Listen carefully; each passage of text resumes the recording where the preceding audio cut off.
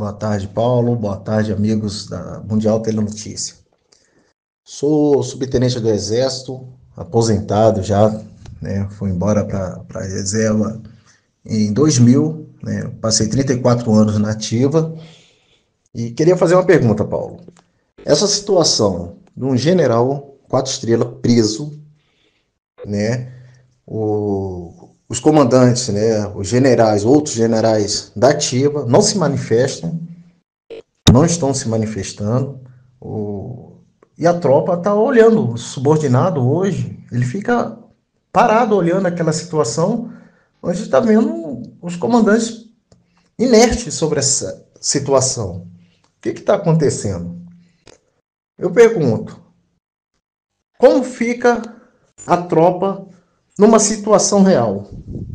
Dá para confiar nesses comandantes?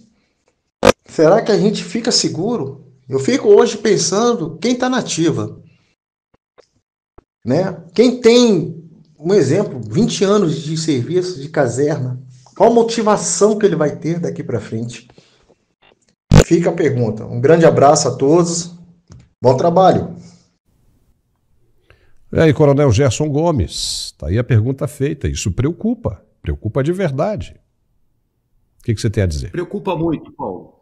Preocupa, e esse companheiro, subtenente, que eu ouço com muita atenção, porque quem acompanha a minha história de vida sabe que eu sou filho de um sargento fuzileiro naval. E tenho um respeito muito grande pelas praças por causa da minha história de vida, que eu trago de casa. Mas eu vou no ponto que ele perguntou.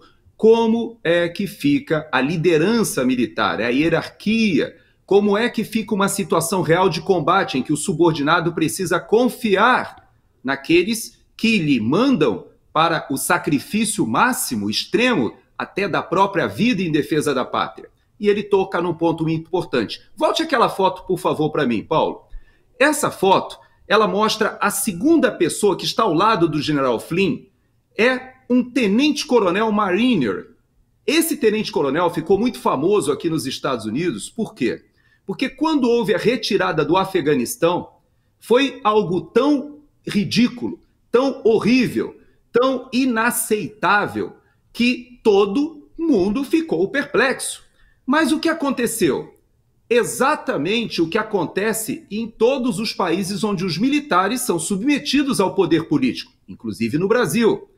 Os militares ficaram indignados porque foram 20 anos no Afeganistão em que muitos perderam a vida, vários perderam membros, muitos voltaram traumatizados e, de repente, numa ação que foi decidida pelo comandante em chefe, mas, obviamente, ela foi executada por oficiais generais do mais alto nível aqui dos Estados Unidos, você deixou para trás não somente civis, mas foram mortos militares naquele período ali em que tomou-se a decisão de abandonar o Afeganistão numa retirada atabalhoada, ridícula, deixando bilhões em equipamentos para trás, uma base aérea inteira, desfazendo tudo aquilo que os Estados Unidos construíram em 20 anos, deixando inclusive o governo afegão na mão do Talibã, tudo isso por uma decisão do presidente Biden, subsidiada, executada por oficiais generais. E o que aconteceu?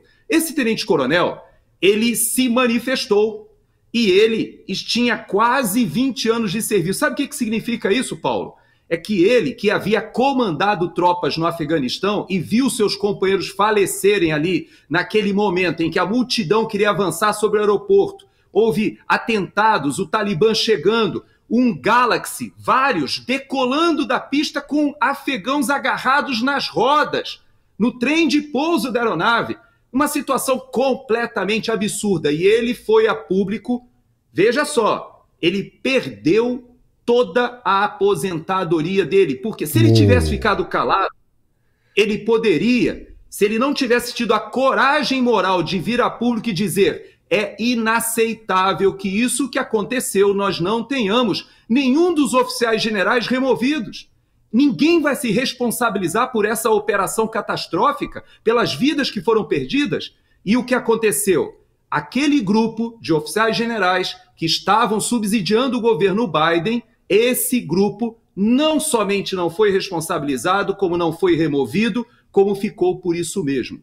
E esse tenente-coronel foi demitido dos Mariners, que são uma elite aqui dos Estados Unidos, perdeu todos os 20 anos de serviço porque ele saiu sem receber nada. Se ele ficasse quieto, somente alguns meses ele poderia passar para a reserva e se manifestar. Hoje ele lidera um grupo de oficiais da reserva que justamente criticam, e ele publicou um livro sobre isso, tem um site sobre isso, sobre a responsabilidade da liderança dos oficiais generais. Então isso que o subtenente faz, essa provocação, é muito séria, Paulo. De fato, esse não é um problema exclusivo do Brasil. Aqui nos Estados Unidos também existe a submissão da alta cúpula militar ao poder político. Agora, como se mantém a hierarquia, a disciplina, a operacionalidade de uma força? E aí a gente entra nessa terceira pessoa que está nessa foto. Essa terceira pessoa é somente um oficial de infantaria da Guarda Nacional, com um nome bem estranho, Pete Hegseth. Sabe quem é esse cara? Ele foi o escolhido por Trump para ser o secretário de Defesa, uma espécie do ministro da Defesa do Brasil. O secretário de Defesa, ele não somente terá o Pentágono, as Forças Armadas ali, ele fazendo o papel justamente de interface entre o poder político e o poder militar, mas ele não só é um veterano, assim como o general Flynn, assim como o tenente-coronel Schiller, ele, o Hegseth, ele foi um militar que foi para a frente de combate, mas ele não ficou famoso por isso. Ele, na verdade, sai das Forças Armadas, vai para um grupo de veteranos, se formou, ele tem mestrado, doutorado, é alguém que tem uma capacidade acadêmica grande, mas ele ficou famoso como um comentarista da Fox News. Esse cidadão, ele escreveu um livro exatamente sobre a desmontagem da estrutura militar, porque a liderança militar estava concedendo espaço para as pautas woke, entrando os transgêneres, entrando a pauta das mudanças climáticas, entrando uma série de pautas que nós vemos também no Brasil, hoje ensejando estudos na Escola de Comando do Estado-Maior, no curso de Política, Estratégia e Alta Administração, porque isso faz parte de um movimento global.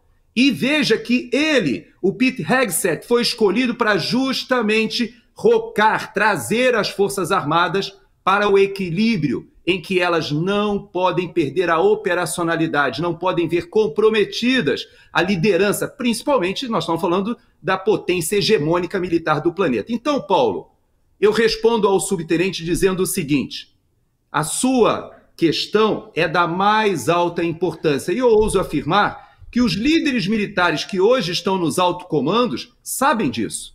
Eles sabem que eles estão numa extrema dificuldade, porque não podem chamar a si o poder político, como aqui nos Estados Unidos também. Você não viu nenhum militar se manifestando contra o presidente Biden. Agora, eu ouso afirmar, Paulo, que aqui nos Estados Unidos a indignação era gigantesca e que parte se manifestou na última eleição, e no Brasil também é.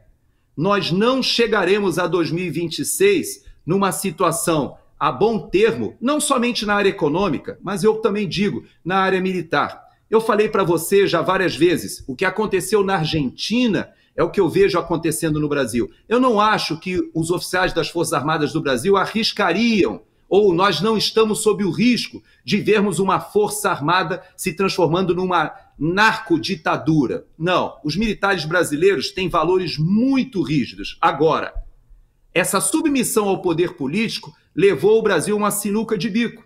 Por quê? Porque nós temos um grupo que é uma organização criminosa que voltou ao poder. E pior do que isso, nós temos essa presença hoje do Supremo Tribunal Federal com uma legitimidade sendo erodida a cada dia. E eu vou te fazer uma provocação, Paulo. Me diga uma coisa. O ministro Alexandre de Moraes, ele manda esse delegado lá prender o general Braga Neto. Eu te pergunto, a polícia, esse grupinho de policiais federais teriam a capacidade de prender uma pessoa da Força Armada ou uma pessoa qualquer, por exemplo, alguém do estado de São Paulo, que a Polícia Militar de São Paulo dissesse assim: não vamos cumprir essa ordem porque entendemos que essa ordem é ilegal. Por que ela ainda é cumprida? Porque existe o mínimo, o resquício de legitimidade. Você veja que aquilo que o Van Hatten fez, de dizer eu não vou depor. Por quê? Porque é errado, eu estou estribado na lei. Ele tomou uma atitude, espero que o presidente da Câmara respalde. Alguns anos atrás, você lembra, você que acompanha a política há mais tempo, você lembra quando o Renan Calheiros simplesmente desconsiderou uma ordem do Supremo Tribunal Federal, não quis nem tomar conhecimento quando ele era presidente do Senado? Então você veja que é claro que o Supremo Tribunal Federal e a Polícia Judiciária na mão do Alexandre de Moraes é um grupo muito pequeno, inexpressivo, não precisava fazer uma operação que o táxi foi para matar, para assassinar. Isso tudo é fantasia, sabe por quê? Porque bastava simplesmente dizer, não vamos cumprir. Ele não tem força para impor. Não tem força. Agora, por que é que a população, os militares, os congressistas se submetem? Porque ainda existe um resquício de legitimidade. Agora, se esse resquício, esse fio de legitimidade se romper, quem fará cumprir aquilo que o Supremo Tribunal Federal entende como correto? A sua interpretação da Constituição. Então você veja que a situação é muito grave, Paulo. Não é só dos militares, é um problema institucional do país.